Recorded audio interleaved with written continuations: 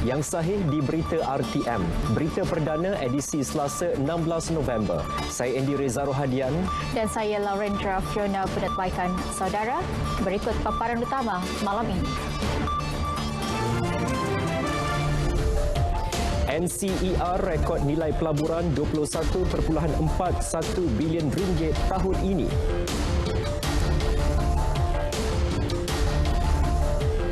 Pembukaan semula sempadan negara dilakukan secara berperingkat dan berhati-hati.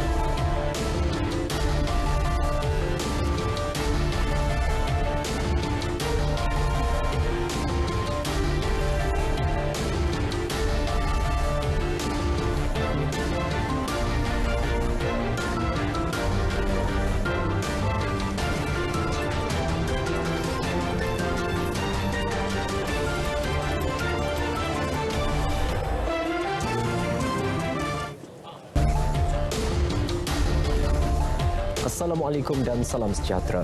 Wilayah Ekonomi Koridor Utara NCER merekodkan nilai pelaburan 21.41 bilion ringgit tahun ini meski berdepan cabaran pandemik. Jumlah tersebut meningkat 34% sekaligus melepasi sasaran awal 16 bilion ringgit. Perdana Menteri Datuk Seri Ismail Sabri Yaakob berkata, kejayaan dipacu peranan strategik dan pelan tindakan proaktif pihak berkuasa pelaksanaan Koridor Utara NCIA dalam menangani pemulihan pasca pandemik. Tambah beliau, ia seperti digariskan dalam Pelan Pembangunan Strategik NCER 2021-2025. Datuk Seri Ismail berkata demikian menerusi kenyataan setelah mempengerusikan mesyuarat NCIA ke-27 bagi pembangunan NCER menerusi sidang video. Pembuatan kekal sektor utama NCER dengan menyumbang 32% kepada keluaran dalam negara kasar wilayah berkenaan. Jumlah pelaburan diluluskan bagi sektor berkenaan meningkat 304% daripada 11.8 bilion ringgit pada separuh pertama 2020 kepada 47.91 bilion ringgit bagi separuh pertama tahun ini. Menerusi pendekatan serampang tiga mata NCER, nilai ekonomi wilayah berkenaan disasar 300 bilion ringgit dan mewujudkan 161,197 peluang pekerjaan dengan nilai pelaburan swasta 146.5 bilion ringgit menjelang 2025. Sejajar konsep keluarga Malaysia, 65,000 individu termasuk wanita, belia dan komuniti orang asli telah mendapat manfaat daripada program modal insan berpaksikan rakyat oleh NCIA, manakala lebih 12,000 isi rumah daripada golongan miskin dan miskin tegar yang tersenarai dalam data iKasih dan iDama diberi bantuan keperluan asas dan penjagaan kesihatan menerusi program Kasih Ibu NCER di Kedah, Perak dan Perlis. Sehingga kini, 600 penerima telah menyertai program Empower NCER dan Jom Niaga at NCER dan mampu menjana pendapatan sendiri. Pembukaan semula sempadan negara akan dilakukan secara berperingkat dan berhati-hati. Menteri Kanan Pertahanan Datuk Seri Syamlin Tun Hussein berkata langkah teliti perlu diambil bagi memastikan setiap perancangan ke arah era endemik berjalan lancar. Datuk Seri Syamuddin yang juga pengerusi mesyuarat kuartet COVID-19 mahu setiap langkah yang diambil kerajaan difahami semua pihak agar usaha membendung penularan COVID-19 tidak terjejas. Ini tidak hanya merangkumi satu sektor sahaja, tetapi melibatkan kemasukan pekerja asing di bawah Kementerian Sumber Manusia, pelancongan di bawah Kementerian Pelancongan, perjalanan perniagaan di bawah Kementerian Perdagangan Antarabangsa dan Industri, serta yang terbaru skrim VTL udara. Operasinya melibatkan Kementerian Pengangkutan Datuk Seri Wee Ka Siong, Kementerian Kesihatan YB-KJ, Kementerian Perdagangan Dalam Negeri dan juga Kementerian Dalam Negeri. Beliau bercakap dalam sidang media di Parlimen. Baru-baru ini Malaysia dan Singapura mengumumkan bakal melancarkan laluan perjalanan vaksinasi VTL darat, manakala VTL udara antara lapangan terbang antarabangsa Kuala Lumpur dan lapangan terbang Changi Singapura akan bermula 29 November ini. Malah Indonesia turut senada untuk memperhalusi VTL antara Kuala Lumpur Jakarta dan Kuala Lumpur Bali. Tambah Datuk Seri Syamuddin, perkembangan gelembung perjalanan antarabangsa Langkawi yang bermula semalam akan menjadi faktor penimbang bagi perjalanan antarabangsa. Keputusan muktamad mengenainya bergantung kepada jawatankuasa khas pengurusan pandemik COVID-19 yang dipengerusikan Perdana Menteri yang akan bersidang dalam masa terdekat. Saudara, pembukaan sempadan negeri memberi petanda positif terhadap ekonomi rakyat. Menteri Kanan Perdagangan Antarabangsa dan Industri Datuk Seri Muhammad Azmin Ali berkata peniaga memperoleh hasil yang lebih baik berbanding ketika sempadan negeri ditutup. Jelas beliau aktiviti ekonomi semakin rancak bukan sahaja dalam sektor pelancongan, malah sektor peruncitan. Ia sekaligus menyegerakan proses pemulihan ekonomi. Sementara kita menjaga kesihatan rakyat, kita juga ingin menjaga ekonomi, khususnya peniaga-peniaga kecil. Dan sekarang ini Melaka menerima jumlah pengunjung yang begitu ramai. Dan ini akan dapat memberikan peluang perniagaan kepada peniaga-peniaga seperti di tempat ini untuk mendapat hasil yang lebih baik. Beliau ditemui selepas melawat pusat jualan kraftangan Pahlawan Walk, Melaka Tengah. Bagaimanapun, jelas Datuk Seri Muhammad Azmin, peniaga perlu sentiasa mengambil langkah berjaga-jaga supaya tiada kenaikan mendadak kes COVID-19 dengan mematuhi semua SOP ditetapkan Majlis Keselamatan Negara. Ya, dan ini pula mengenai isu penetapan gaji minimum. Jawatankuasa Teknikal Perundingan Gaji Negara JTP-GN telah selesai menjalankan kajian impak dan kajian semula Perintah Gaji Minimum PGM 2020. Justru JTP-GN akan membentangkan hasil kajian serta akan membuat syur tentang kadar dan liputan gaji minimum kepada Majlis Perundingan Gaji Negara Khamis ini. Kementerian mengambil maklum cadangan kadar gaji minimum baru ditetapkan kepada 1,500 sebulan seperti yang dicadangkan oleh Yang Berhormat Muar dan Yang Berhormat Bahan. Berhubung perkara ini, peningkatan gaji minimum sewajarnya dilaksanakan secara berperingkat agar tidak memberi tekanan dan membebankan majikan serta menjejaskan operasi syarikat, terutama industri mikro kecil dan sederhana. Selain boleh mendedahkan pekerja kepada risiko kehilangan peluang pekerjaan. Beliau berkata demikian menerusi penggulungan perbahasan peringkat dasar Rang Undang-Undang Perbekalan 2022 bagi kementeriannya di Dewan Rakyat. Mengikut Akta Majlis Perundingan Gaji Negara 2011, Perintah Gaji Minimum hendaklah dikaji semula sekurang-kurangnya sekali dalam setiap 2 tahun.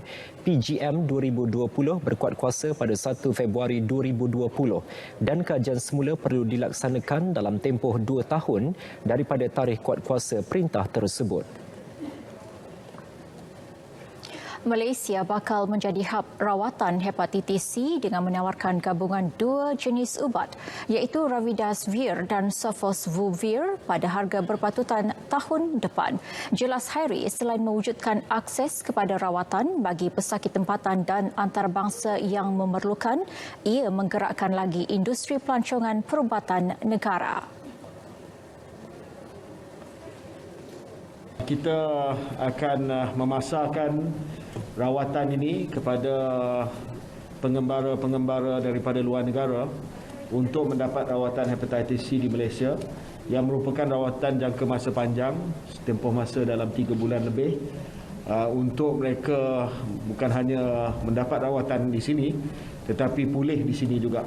Dan oleh kerana ini adalah rawatan jangka masa sederhana, bukan rawatan beberapa minggu sahaja, kita jangkakan kesan ganda, multiplier effect daripada rawatan mereka di sini akan lebih tinggi disebabkan mereka lebih lama di sini dan mungkin akan belanja lebih banyak di sini.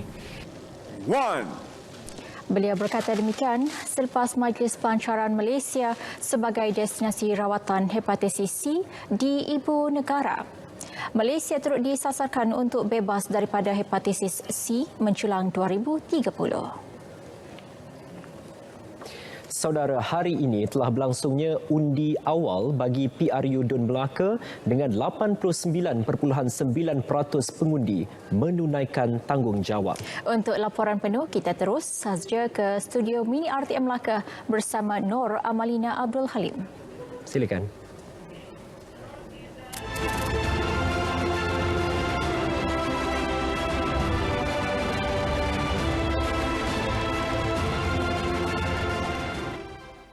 Terima kasih rakan penyampai di Angkasa Puri. 89.90% pengundi awal menunaikan tanggungjawab masing-masing pada hari pengundian awal siang tadi. Setiausaha Suruhanjaya Pilihan Raya SPR Dato' Ikmaruddin Ishak memaklumkan peratusan itu mewakili 10,390 pengundi terdiri daripada anggota tentera dan pasangan serta anggota polis. Jumlah keseluruhan pengundi awal adalah seramai 11,557 orang. Proses pengundian di 31 pusat mengundi berjalan lancar. SPR turut merakamkan penghargaan kepada semua pihak yang terlibat menjayakan pengundian awal. Pusat Pengundian Awal IPD Melaka Tengah merekodkan 89.69% pengundi awal menunaikan tanggungjawab mereka. Pegawai Pengurus Pilihan Raya Dun Bandar Hilir, Dato' Ismail Abdul Rahman memaklumkan peratusan keluar mengundi itu melebihi sasaran yang ditetapkan. Pengundi yang datang mengundi telah melebihi daripada sasaran yang ditetapkan. Dan saya rasa berpuas hati mereka bekerja sama sepenuhnya dengan kita bagi memastikan proses pengundian berjalan lancar. Beliau berkata demikian selepas meninjau proses pengundian awal di IPD Melaka Tengah petang tadi. Sementara itu, proses sanitasi turut dilakukan setiap sejam sekali bagi memastikan keselamatan pusat pengundian, petugas serta pemilih. SPR memaklumkan 11,557 pengundi menunaikan tanggungjawab sebagai pemilih awal di 31 pusat mengundi melibatkan 24 dun. Semua peti undi pengundian awal ini disimpan di lokap Balai Polis dan semua kertas undi akan dikira Sabtu ini. Hasrat 3 pengundi awal untuk menunaikan tanggungjawab masing-masing tidak tercapai selepas menjadi kontak rapat pesakit COVID-19. Pegawai Pengurus Dun Macap Jaya, Aweluddin Hamid berkata, ketiga-tiga individu itu sepatutnya mengundi di IPD Alur Gajah. Baik, untuk proses pengundian awal ini terdapat 3 orang calon yang 3 orang pengundi lah yang di mana kontak rapat kepada seorang yang telah positif COVID, dan di dalam status MySejahtera mereka tu berstatus merah. Maksudnya kita pun mendapat nasihat daripada PKD di mana kita tidak membenarkan pengundi tersebut untuk membuat proses pengundian.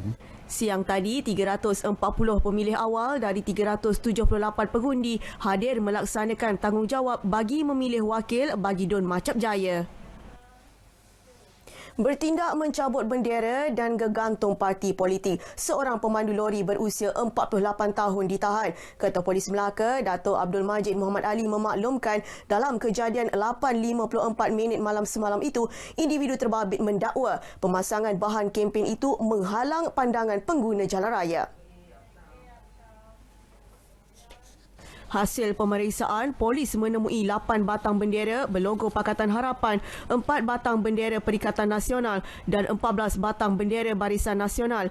Individu itu juga mengakui tindakannya tiada kaitan dengan elemen politik.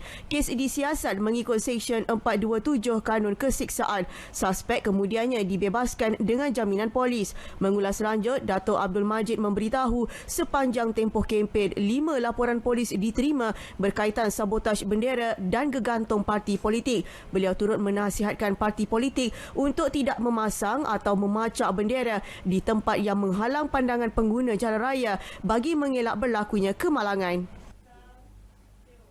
Sementara itu, Majlis Perbandaran Hang Tuah Jaya MPSDJ menurunkan sekurang-kurangnya 5 gegantung parti politik sejak 8 November lepas kerana melanggar peraturan berkempen. Yang di-Pertua MPSDJ, Datuk Syahdan Osman berkata tindakan diambil kerana bahan kempen berkenaan mampu menimbulkan insiden tidak diingini dalam kalangan masyarakat. Setakat ini tiada kompaun dikeluarkan berkaitan gegantung berkenaan selain tindakan menurunkan bahan kempen yang menghalang pandangan lalu lintas juga dilakukan di beberapa tempat dan kawasan. Penguatkuasa MPSDJ dan penguatkuasa kempen pilihan raya juga telah memberi nasihat dan notis arahan kepada jentera parti yang masih memaku poster calon mereka di pokok-pokok milik majlis serta di kawasan yang dilarang. Rakyat negeri Melaka matang menilai kerjasama yang terbentuk dalam Perikatan Nasional PN. Ia termasuk dasar-dasar PN yang peduli rakyat selain usaha memulihkan ekonomi. Dan saya yakin pengundi di Melaka mahukan sebuah kerajaan yang stabil, mahukan kerajaan yang prihatin rakyat, mahukan kerajaan yang progresif dan ianya ada di dalam Perikatan Nasional. Tambah Datuk Seri Muhammad Azmin, calon-calon muda yang diketengahkan untuk PRU Dun Melaka ini juga mampu membawa agenda PN di negeri ini. Masalah muara cetek di Jeti Nelayan Kampung Serkam Melaka akan diselesaikan segera. Demikian dinyatakan Timbalan Menteri Pertanian dan Industri Makanan 2, Dr. Nik Muhammad Zawawi Saleh. Dia adalah permasalahan yang banyak kawasan-kawasan nelayan ini timbul. Masalah yang hampir sama. Di antaranya iaitulah kawasan pendaratan perahu-perahu di sini dia cetek kerana pasang surut dia ni ada tergendala di kawasan pantai sana. Jadi insya-Allah saya akan bawa perkara ini ke kementerian, sama ada Kementerian Kasar ataupun MAFI. Dr. Nik Muhammad Zawawi ditemui selepas melawat jeti nelayan di Serkam. Beberapa nelayan yang ditemui turut melahirkan harapan agar masalah yang dihadapi dapat diselesaikan segera bagi membantu meningkatkan sumber pendapatan mereka. Dan saya sebagai nelayan sini harap sangatlah apa yang kami pernah minta telah usulkan dapat kiranya kerajaan segerakanlah. Saya berharap pada pemimpin akan datang agar jangan hentikan penambahan pantai atau pengambilan pasir daripada pantai akan mengganggu ekosistem kehidupan laut. Jadi saya perlu siapa-siapa yang memimpin akan datang buatkan saya satu batu gunung untuk ke laut supaya air cepat masuk dalam kuala supaya nelayan boleh keluar. Dan lagi satu, apa-apa berlaku masalah ribut, kita boleh parking kat situ. Dondang sayang, keunikannya menjadikan seni itu layak mendapat pengiktirafan Pertubuhan Pendidikan Saintifik dan Kebudayaan Pertubuhan Bangsa Bersatu UNESCO sebagai warisan tidak ketara dunia pada 2018. Susulan pengiktirafan itu, Jabatan Kebudayaan dan Kesenian Negara JKKN Melaka merangka pelbagai program supaya seni dondang sayang terus mekar. Pandemik COVID-19 yang melanda negara sejak tahun lalu juga tidak menghalang jabatan itu untuk memastikan mesej serta keunikan dondang sayang sampai kepada generasi muda. Laporan wartawan Nurul Ashikin Abdul Halim. Mengikut Dasar Kebudayaan Negara 2021 yang dilancarkan pada April lalu, terdapat 7 teras digariskan sebagai panduan dan rujukan dalam rencana pembangunan seni, budaya dan warisan negara. Berdasarkan teras 3 Dasar Kebudayaan Negara 2021 iaitu pemeliharaan dan pemuliharaan warisan budaya, pelbagai inisiatif dilaksana JKKN Melaka bagi memelihara seni dondang sayang agar ia tetap lestari dan menarik minat lebih ramai generasi muda. Kita harus semarakkannya, jadi kita akan melihat perkembangan ini sebagai salah satu usaha saya memperbanyakkan dokumentasi digital. Jadi sumber-sumber tentang dondang sayang ini kita banyakkan di dalam talian. Supaya anak muda ni dia nak cari je dia jumpa. Nak cari je dia jumpa kan. Dan mungkin nanti kalau lepas pandemik ini, kita boleh orang kata buat secara lebih giat lah. Dalam tempoh pandemik hari itu kami memperbanyakkan program di dalam talian supaya benda ini senang dicari. JKKN Melaka turut merangka kerjasama dengan pelbagai institusi pendidikan, agensi kerajaan dan badan bukan kerajaan untuk program bagi menyemarakkan seni dondang sayang. Hasilnya, ia berjaya menarik minat generasi muda. Lirik memang kita pakai lirik pantun lama. Pantun lama dia punya isi dia tu, dia tersembunyi. Nasihat dia tu, dia tersembunyi. Dia ada yang barisan atas dia membayang, barisan bawah dia memberi kata erti. Dan susunan ayat dia tu orang sekarang tu susah nak cipta.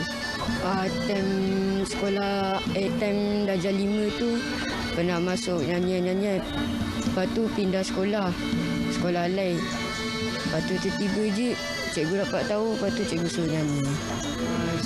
Siang belajar. Kalau yang berlatih tu kadang-kadang dengar lagu asli, lepas tu ikut-ikut dia punya lenggok. Tengok YouTube. Lepas tu latihlah ikut macam sampai sama dengan apa yang dilihat tu.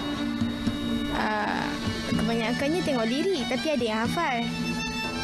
Asam kelubi si asam payah, hidup subur lebat berbuah. Asam kelubi si asam payah, muda dan mudi saya nak tanya, dondang sayang, bagaimanakah rasuah, nak hindar rasuah. Irama gemersik petikan biola, alunan indah tidak terbilang. Dondang sayang seni Melaka terus dipelihara biar tak hilang. Nurul Ashikin Abdul Halim untuk Berita RTM. Bahan itu mengakhiri lintas langsung dari studio mini RTM Melaka. Untuk melancarkan perjalanan hari mengundi pada 20 November nanti, patuhilah SOP bagi mengelakkan anda termasuk dalam statistik COVID-19. Sentiasa ikuti berita RTM untuk maklumat sahih PRU Don Melaka. Kembali ke Angkasa Puri.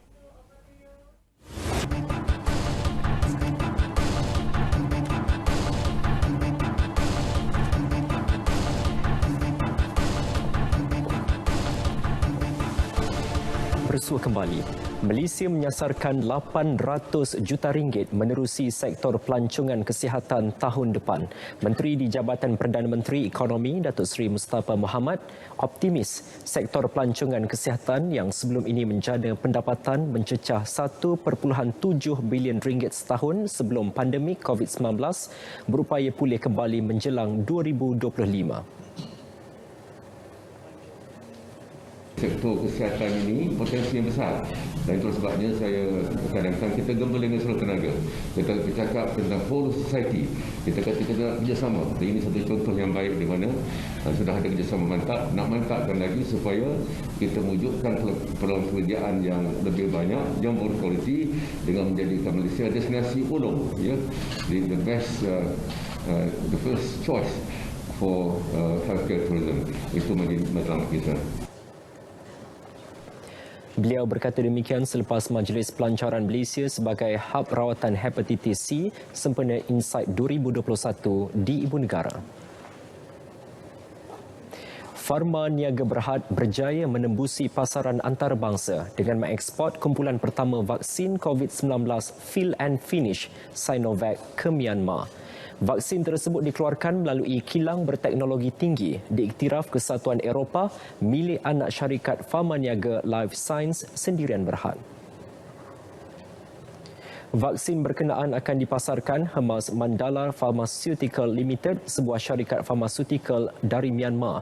Kedua-dua syarikat telah menandatangani memorandum kolaborasi yang membolehkan Pharmaniaga membekalkan 200,000 dos vaksin kepada 2 buah hospital swasta milik Hemas Mandala di Yangon.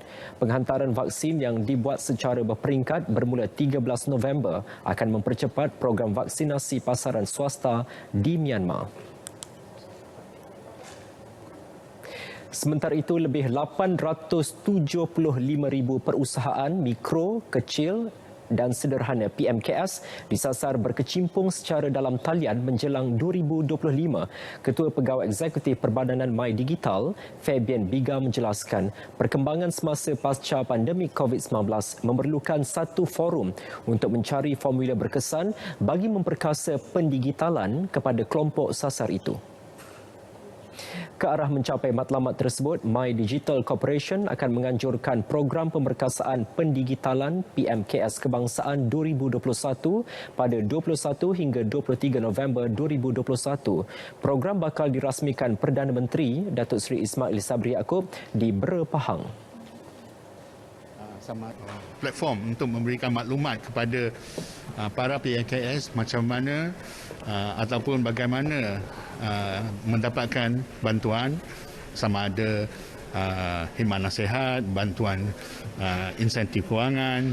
Mungkin mereka sedar, tapi mungkin proses permohonan untuk bantuan ni mungkin tidak berapa mesra. Jadi kita nak maklumat seperti itu. Dan bantuan-bantuan yang akan diberikan. Beliau ditemui selepas menjadi tetamu dalam rancangan Selamat Pagi Malaysia di Angkasa Puri.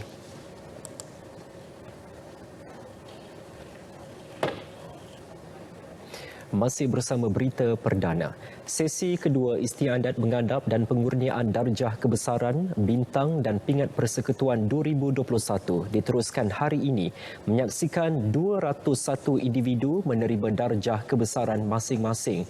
Anugerah disampaikan Yang di-Pertuan Agong Al-Sultan Abdullah Riayatuddin Al-Mustafa Bilasha sempena Hari Keputeraan Baginda. Turut berangkat Raja Permaisuri Agong Tunku Haja Azizah Aminah Maimunah Iskandaria. Mendahului senarai, Ketua Setiausaha Kementerian Perdagangan Antarabangsa dan Industri Datuk Lokman Hakim Ali dianugerahkan Panglima Jasa Negara PJN yang membawa gelaran Datuk. Turut menerima anugerah sama Setiausaha Negeri Kelantan Datuk Nazran Muhammad, bekas 100 Squash Negara Datuk Nicole N. David dan 9 individu lain. Istiadat diteruskan dengan pengurniaan Johan Mangku Negara JMN kepada 6 individu, Johan Setia Mahkota JSM kepada 7 individu dan Johan Setia Diraja 2 individu. Sementara itu, 18 penerima dikurniakan Kesatria Mangku Negara KMN dan 5 yang lain menerima anugerah Kesatria Setia Diraja KSD. Sultan Abdullah turut berkenan menganugerahkan Ahli Mangku Negara AMN kepada 36 individu, Pingat Pangkuan Negara PPN 85 individu dan Bentara Setia Diraja BSD 30 individu. Saudara, seterusnya kita ke edisi sukan bersama rakan penyampai Syairul Islam. Silakan.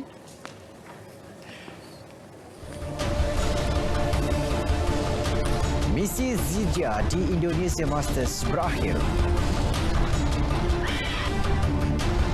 Apa sudah jadi dengan juara Eropah?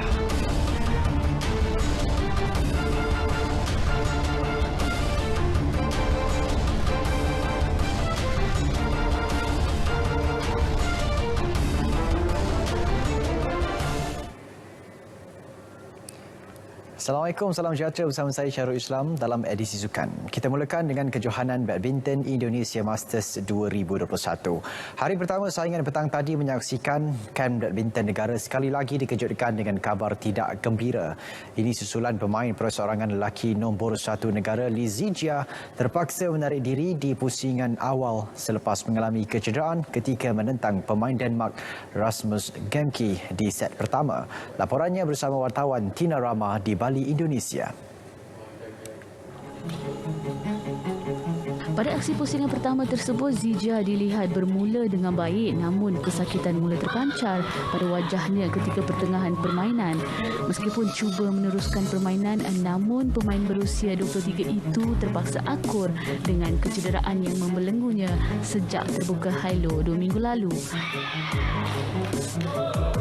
Memang injury saya pun belum 100% recover dan tapi tadi saya pun try dan memang masih sakit lagi. Dan Saya rasa bukan saja back injury, saya rasa badan saya pun sangat letih. Dan mungkin ada yang other part pun ada small injury. So consider about that. Belakang pun ada tournament lebih besar lagi. So saya consider over. Bagaimanapun, juara All England itu tidak menolak kemungkinan untuk menguji tahap kemampuan sekali lagi pada kejohanan terbuka Indonesia. Saya pun tak boleh janji apa, tapi macam saya cakap akan tengok tournament by tournament lah. Zija akhirnya terpaksa akur dengan kondisi tubuhnya yang tidak mengizinkan beliau beraksi.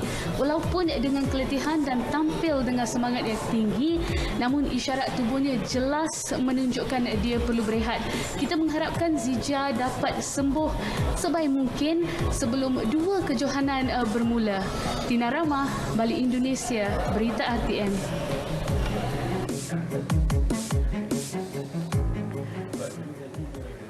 Dalam hari itu, dua beregu negara berjaya mara ke pusingan kedua selepas menewaskan lawan masing-masing di pusingan pertama. Beregu campuran negara Chen Tanji Pek Yen Wei menang mudah ke atas gandingan Korea Seo Seung Jae Kim Hai Jong 21-17, 21-13 dalam hanya 21 minit. Mereka dijadual bertemu pasangan Thailand Dechapo Puavara Nukroh dan Sapsiri Tanachai pada pusingan kedua. Manakala gandingan beregu campuran muda negara Ho Pangron Chiah Yisi turut berjaya mara selepas pasangan Jepun Yujiro Nishikawa Saori Ozaki menarik diri susulan kecederaan Ozaki. Pada pusingan kedua nanti, mereka akan bertemu pasangan Jerman Jones Rafli Jansen Linda Effler yang mengalahkan wakil negara Chan Peng-sun Goh Liu Ying.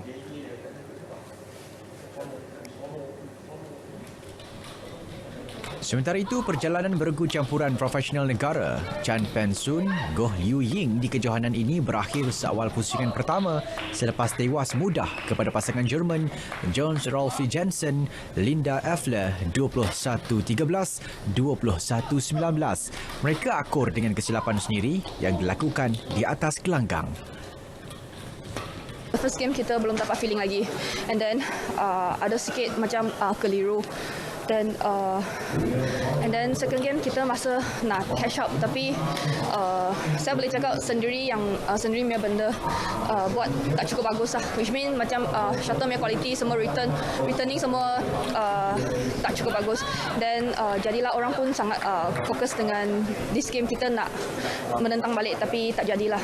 Sebab as a Liu Ying say pun sini shuttle pun compare dengan Europe pun different, so itu taktikal pun tukar balik. So kita akan buat analyse with coach lah. Bagaimanapun, pemenang pingat perak Sukan Olimpik Rio de Janeiro 2016 itu mahu memperbaiki aspek taktikal sebelum menyertai saingan kedua di kejohanan terbuka Indonesia minggu depan.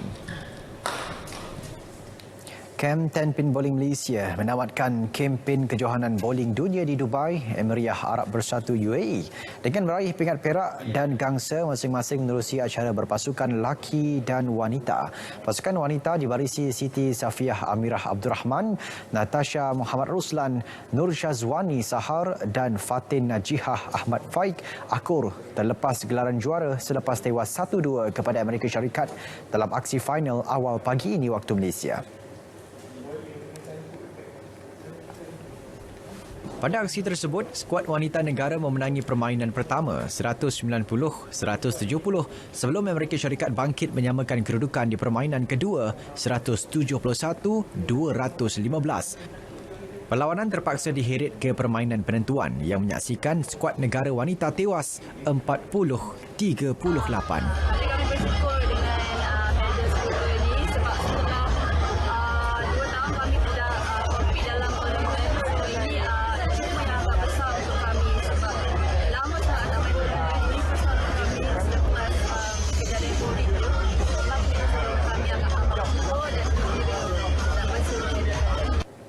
Sementara itu, skuad lelaki negara dibarisi bekas juara dunia Muhammad Rafiq Ismail, Syafiq Ridwan Abdul Malik, Tun Aminur Lokman Al-Hakim, Tun Hasnul Azam dan Muhammad Syazirul Syamsuddin terpaksa berpuas hati dengan gangsa selepas tewas 184-299 kepada Korea Selatan di separuh akhir.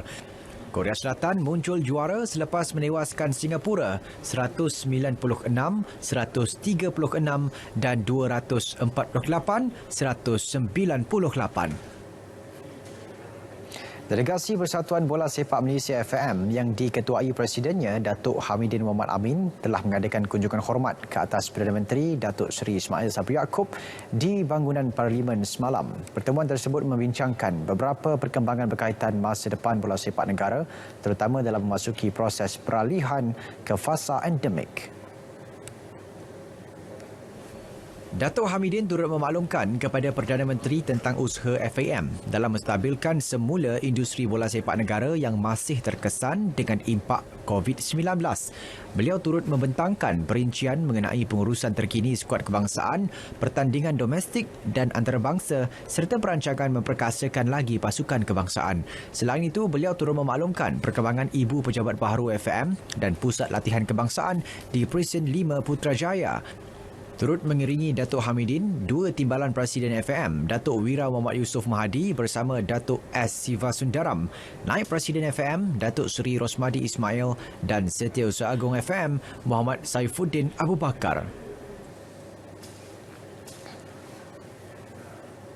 Baik, ini perkembangan Piala Malaysia 2021. Juara 2019 Johor Darul Takzim JDT memberi jaminan bahawa mereka akan turun beraksi habis-habisan pada suku akhir kedua dengan Kedah Darul Aman KDAFC Khamis ini. Ketua Jurulatihnya Benjamin Mora berkata, kelebihan beraksi di Stadium Sultan Ibrahim pastinya akan diguna sebaik mungkin buat Harimau Selatan mengukir kemenangan sekaligus layak ke peringkat separuh akhir. Sebelum ini, JDT yang turun selaku pasukan pilihan gagal membawa pulang bekalan gol selepas diikat tanpa jaringan dengan Kedah pada aksi pertama di Stadium Darul Aman. Keputusan itu dilihat memberi kelebihan buat Kedah yang hanya perlu mencatat sekurang-kurangnya keputusan seri dengan jaringan gol. Namun cabaran itu akan disahut oleh JDT dengan Mora menyifatkan anak-anak buahnya sudah lama merindukan cabaran seperti ini dalam saingan domestik.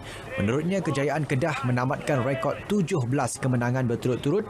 Pasukannya membuktikan bahawa skuad kendalian Adi Syarin Saha itu mampu menjadi penghalang buat mereka mendakap satu lagi trofi musim ini selepas bergelar juara Liga Super. Malah pengendali berusia 42 tahun itu turut mengakui pertemuan itu bakal menjanjikan satu lagi pertarungan sengit di antara dua finalis 2019 tersebut, sekaligus memberi keterujaan kepada pemain dan para penyokong. Sementara itu, naib juara 2018 Terengganu FC TFC bakal berdepan tugas sukar apabila turun pada aksi suku akhir kedua berdepan Sarawak United FC di Shah Alam, Selangor Khamis ini. Ketua Jurulatihnya Nafuzi Zin berkata, kejayaan tipis 2-1 skuad kendaliannya ke atas Sarawak pada aksi pertama masih belum menjamin pasukan dari Pantai Timur itu dalam segi kelebihan gol.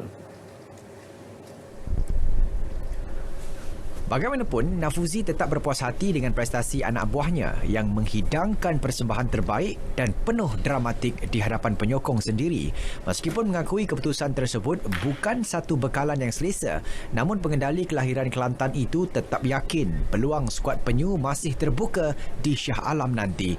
Pada perlawanan itu, Terengganu berjaya mengatasi Sarawak 2-1 hasil jaringan penyerang kebangsaan Faisal Abdul Halim pada minit ke-16 dan Muhammad Faiz Nasir minit ke-51. Bagaimanapun, kesilapan di barisan pertahanan menyaksikan gawang TFC dibolosi dengan jaringan sendiri Muhammad Syahrul Nizam Ros Hasni sekaligus memberi kelebihan 1 gol kepada skuad Kenyalang Emas. Sebelum ini, Terengganu yang kali terakhir menjuarai Piala Malaysia pada 2001 mempamer prestasi hebat apabila menamatkan kempen peringkat kumpulan dengan rekod tanpa kalah 6 perlawanan. Pelumba Moto2 negara Hafiz Shahrin Abdullah enggan meletakkan sasaran terlalu tinggi bersama pasukan Parumi Racing Honda dalam kejohanan Superbike Dunia WSBK tahun depan. Menurut pelumba berusia 27 tahun itu, ini kerana jentera Honda CBR 1000 RR Fireblade yang bakal ditunggangnya pada musim depan masih ketinggalan daripada segi prestasi berbanding jentera Kawasaki dan Yamaha. Namun jelas Hafiz, beliau bersedia membantu pasukan yang baru 2 tahun menyertai kejohanan WSBK itu bagi memberi saingan hebat musim hadapan.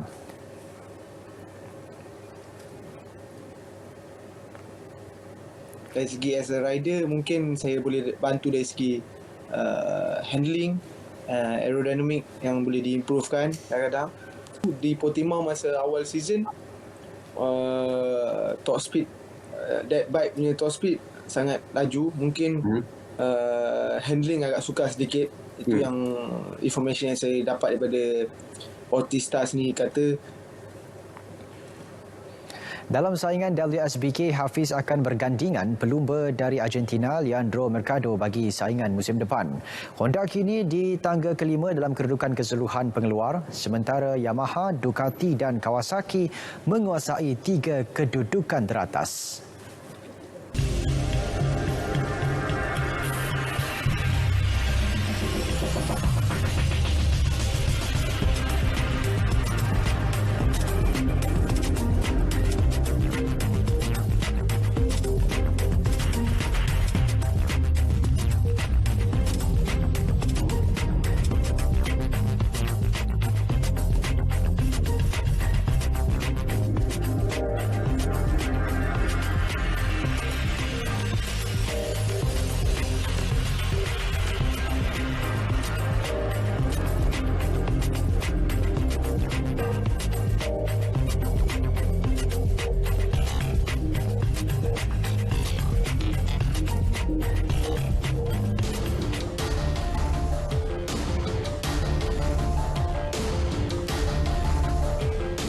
Permohonan undi pos secara dalam talian bagi PRU DUN Sarawak ke-12 dibuka sejak 8 November lalu dan akan berakhir pada 24 November ini yang melibatkan pengundi warga negara Malaysia di luar negara dan mereka yang berada dalam sektor keselamatan serta kesihatan. Setiausaha Suruhanjaya Pilihan Raya SPR Datuk Ikmaluddin Ishak dalam satu kenyataan berkata, permohonan itu adalah buat pengundi kategori borang 1B bagi warga negara Malaysia yang berada di luar negara dan kategori borang 1C bagi 9 agensi dalam sektor keselamatan dan kesihatan sahaja. Manakala permohonan undi pos kategori borang 1A iaitu bagi petugas pilihan raya, ahli, pegawai SPR, anggota polis, anggota tentera dan petugas media akan dimaklumkan kelak. Permohonan hendaklah dibuat secara dalam talian melalui laman sesawang My SPR daftar atau di portal rasmi SPR seperti tertera. Datuk Ikmaluddin menasihatkan permohonan lebih awal dibuat bagi mengelakkan sebarang isu atau kesulitan. SPR sebelum ini memaklumkan mesyuarat khas berkaitan urusan PRU DUN Sarawak ke-12 akan diadakan pada 24 November di Kuching, Sarawak. Kajian untuk meminda perundangan berkaitan pemberi maklumat di bawah Akta Perlindungan Pemberi Maklumat 2010 Akta 711 sedang dilakukan.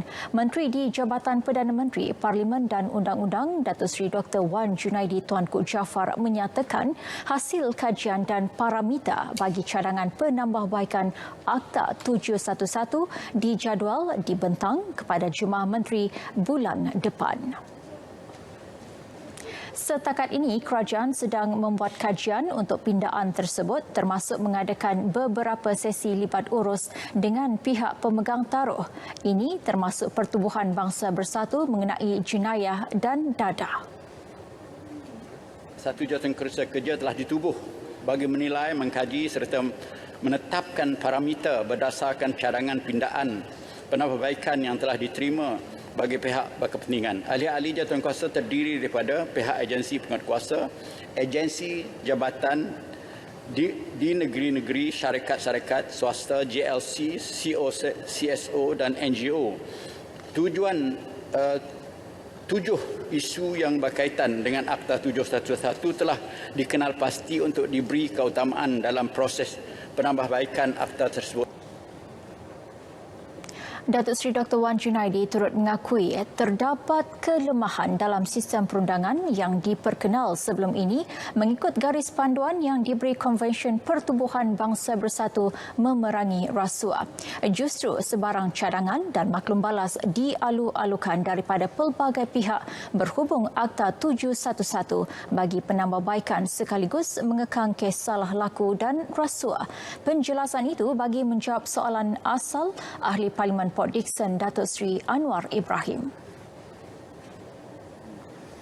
Sejak 2019 hingga September lalu, 10,138 permohonan diterima untuk menyewa unit perumahan awam PA dan projek perumahan rakyat PPR di sekitar ibu negara.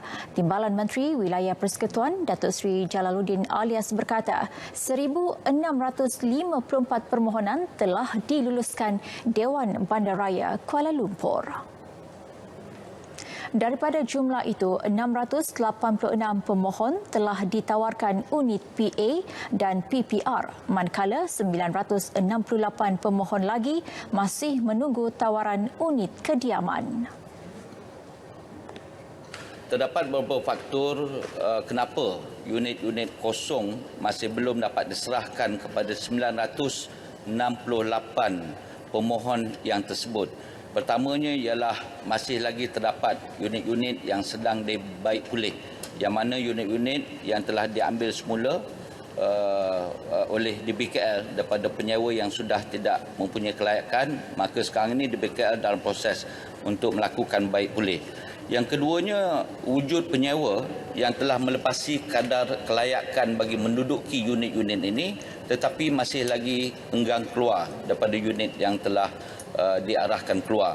Dan yang ketiga, tidak ada sebarang projek-projek baru PPR yang telah siap untuk kita tawarkan kepada penyewa yang semakin meningkat daripada tahun ke tahun. Ketika menjawab pertanyaan Wakil Kepung Lim Lip Eng, beliau memaklumkan sehingga 30 September lalu terdapat sebuah projek perumahan awam sedang dalam pembinaan, manakala 14 lagi berada dalam peringkat rundingan dan perancangan untuk dibina di sekitar Kuala Lumpur. Status perkahwinan pasangan yang menggunakan perkhidmatan sindiket juruh nikah tanpa tauliah yang dikenali sebagai Lebay Law perlu dirujuk kepada pihak berkuasa agama negeri berkaitan. Menteri di Jabatan Perdana Menteri Hal Ehwal Agama Idris Ahmad berkata, pasangan yang terlibat perlu tampil berjumpa pihak berkuasa bagi mengesahkan pernikahan agar tiada sebarang kemusykilan timbul berkaitan perkahwinan. Dia kebanyakan bila berkahwin macam tu, dia ada masalah nak berkahwin secara rasmi tu. Jadi yang keduanya sepatutnya kadang-kadang mungkin benda tu tidak pernah dimaklumkan kepada pihak berkuasa. Orang duk anggap dia tu mungkin dia tu sebagai menyerupai ustaz, sebagai orang anggap sebagai dia mendakwa dia dekat apa authority card, bagai-bagai macam ni kan. Alhamdulillah lah boleh kita dapat tumpaskan benda yang macam tu. Beliau berkata demikian selepas mengulas mengenai isu sindiket nikah tanpa tauliah didalangi bekas imam berusia 71 tahun yang dikatakan sudah melakukan aktiviti tersebut lebih 20 tahun lalu di Kelantan. MRT Laluan Putrajaya Fasa 1 bagi perkhidmatan berbayar yang sepatutnya dibuka pada bulan ini ditangguhkan. Ini berikutan aktiviti pemeriksaan terperinci akhir dan demonstrasi prestasi sistem yang masih belum selesai. Menurut Ketua Pegawai Eksekutif MRT Korp Sdn Bhd Datuk Muhammad Zarif Hashim, terdapat 2 modul lagi yang perlu diperhalusi dalam aktiviti tersebut. So all these systems, all these tests were carried out. However, these 2 activities have not been completed.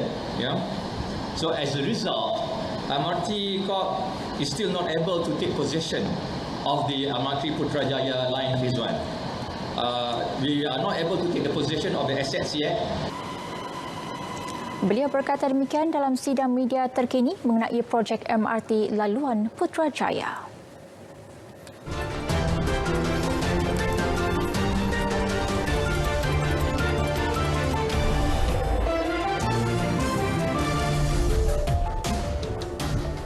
Seorang wanita berjaya melahirkan bayi lelaki seberat 6.35 kilogram. Bayi diberi nama Alpha itu dipercayai menjadi bayi ketiga terbesar yang dilahirkan dalam sejarah United Kingdom. Disebabkan saiz dan beratnya, Alpha digelar Baby Hippo dan Butterbean. Menurut laporan, ibunya, Cheryl Mitchell, 31 tahun, memerlukan 2 orang bidan ketika proses melahirkan bayi tersebut menerusi kaedah pembedahan. Pemegang rekod bayi terbesar di UK adalah Guy Carr yang dilahirkan dengan berat 7.03 kilogram pada 1992. 2 wanita nyaris menemui ajal dalam insiden tayar terbang di Songkhla, Thailand baru-baru ini. Mereka bernasib baik apabila sempat mengelak tayar berkenaan yang hanya beberapa inci daripada kepala masing-masing. Tayar itu kemudian menghentam dinding sebuah kediaman. Seorang juruteknik kemudian muncul dan mengaku sebagai pemilik tayar. Katanya dia sedang membawa sebuah kereta untuk dibaiki di bengkelnya dan secara tiba-tiba salah satu tayar kereta itu tercabut. Tiada kerosakan dan tiada kecederaan dalam insiden terbabit. Seekor possum di Australia menjadi yang pertama di dunia dalam kalangan spesiesnya yang menjalani pembedahan katarak mata.